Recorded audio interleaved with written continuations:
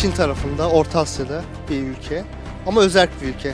Tam kendi bağımsızlığını ilan etmiş bir ülke değil. Orta Asya'da olması gerekiyor. Çin hükümetinin himayesinde olduğunu biliyorum. Vallahi açıkçası bilmiyorum yani. Çin tarafında, yani Orta Asya'da olduğunu biliyorum. Kazakistan'ın daha doğusunda, Çin sınırları içerisinde. Katı yasalar var Çin tarafından zorla getirilen. Müslümanlara özellikle oruç tutmaları engelleniyor, namaz kılmaları engelleniyor. İşte başı kapalı olan varsa zorlaştırılıyor.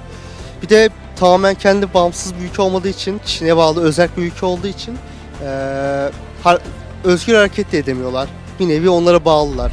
Çinler orada şimdi bir avuç kalmış Müslümanı orada dünyanın gözü önünde orada bir soykırım uyguluyor. Çin'in tamamıyla Müslümanlara baskıcı bir uygulamasıyla hem Türkleri hem Müslümanları sadece dininden ve ırkından dolayı katleden bir baskı rejimi oluşturulduğunu biliyorum. Yani bu katliamlara gerçekten de üzülmemek veya kayıtsız kalmak mümkün değil. Dolayısıyla yani bunu sizin de yani aracılığınızda sesini duyurmakta fayda var tabii. Onların kendi aralarında önce bir uzlaşmaları gerekiyor. Kendileri bir uzlaşacaklar ki ondan sonra oturacaklar masaya, yumruklarını vuracaklar. Biz dünyada bu kadar Müslümanız, bu kadar zengin devletlerimiz var aramızda. Arabistan olsun, Kuveyt olsun, Katar olsun, Türkiye olsun. Masaya yumruklarını vururlarsa bu iş olur.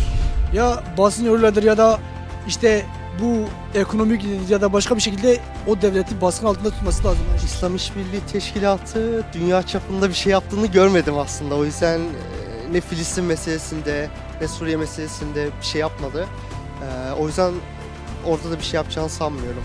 Artık faal olması lazım. Bunun artık yani harekete geçmesi lazım. Sözde kalmaması lazım yani. Artık uygulamaya geçilmesi lazım.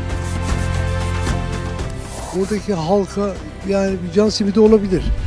Türkiye'nin de hani belli başlı görüşmeler ve çeşitli mitingler ya da pankartlarla ya da sosyal medyadan yapacağı destekler dışında yapabileceği pek bir şey yok. Uluslararası ilişkiler babında ne yapılması gerekiyorsa onları yapabilir. Siyasi, ekonomik, maddi yönden destek verebiliriz her türlü. Tüm dünyayı yaptığı gibi oraya da bir el atabilir. En azından oradaki bizim soydaşlarımız olduğu için oradaki insanların dramını da bir dünyaya gösterebilir yani bakın burada da bu yaşanıyor.